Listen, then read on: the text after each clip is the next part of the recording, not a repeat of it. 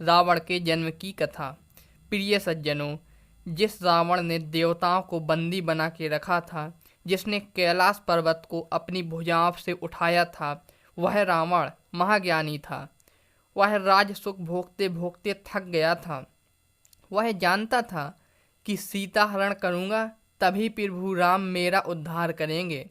उसने ऐसा ही किया और प्रभु श्री राम के हाथों से मरकर अपने समूचे परिवार का उद्धार किया। साथियों, उसी रावण के जन्म की अद्भुत कथा सुनाते हैं। प्रिय सज्जनों, सृष्टि को रचने वाले ब्रह्मा जी हैं।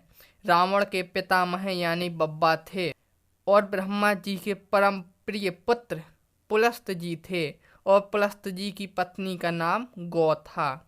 गौ को एक पुत्र हुए जिनका नाम कुबेर यानी वैश्रवण था। कुबेर पिताजी को छोड़कर पितामह की सेवा करते थे। इससे पुलस्त जी पुत्र कुबेर पर क्रोधित रहते थे। इसी कारण से पुलस्त जी ने अपने योग बल से दूसरा शरीर प्रकट कर लिया और उनका वह दूसरा शरीर विश्रवा नाम से विख्यात हुआ। यह देखकर उनके पुत्र कुबेर चकित हो गए, परंतु ब्रह्मा जी कुबेर पर प्रसन्न थे, इसीलिए उन्होंने अमरत्व का वरदान देकर धन का स्वामी बना दिया था। पुलस्त के आधी देह से जो विश्रवा नामक मुनि प्रकट हुए थे, वह भी कुबेर को कुपित दृष्टि से देखते थे।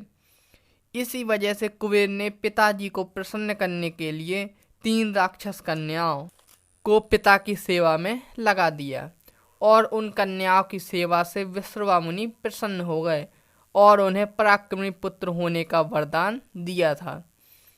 इन कन्याओं के नाम पुष्योत्कटा, राका और मालिनी था। पुष्योत्कटा के 2 पुत्र हुए, रावण और कुंभकर्ण। मालिनी से एक पुत्र हुआ, विभीषण, और राका के गर्भ से एक पुत्र खर और एक पुत्री शूर्पणखा का जन्म हुआ। रावण ने घोर तपस्या की।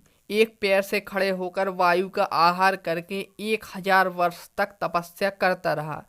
कुंभकर्ण ने भी आहार का संयम करके घोर तपस्या की थी।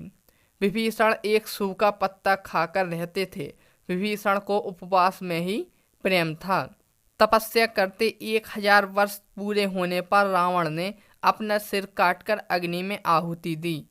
इस कर्म से ब्रह्मा जी अति प्रसन्न हुए। रावण ने अपने सिर की 10 बार आहुति दी थी, इसीलिए ब्रह्मा जी ने 10 शीश व 20 भुजाओं का आशीर्वाद देकर रावण से कहा कि गंधर्व, देवता, असुर, यक्ष, राक्षस, सर्प, किन्नर व भूत प्रेत कभी तुम्हें हरा नहीं पाएंगे, केवल मनुष्य तुम्हें पराजित कर सकेगा। रावण ने सोचा, मनुष्य तो मेरा आहार है, वह मेरा क्या बिगाड़ पाएगा। और ब्रह्मा जी के वरदान को देखते हुए भगवान ने मनुष्य रूप में अवतार लेकर रावण का संहार किया था।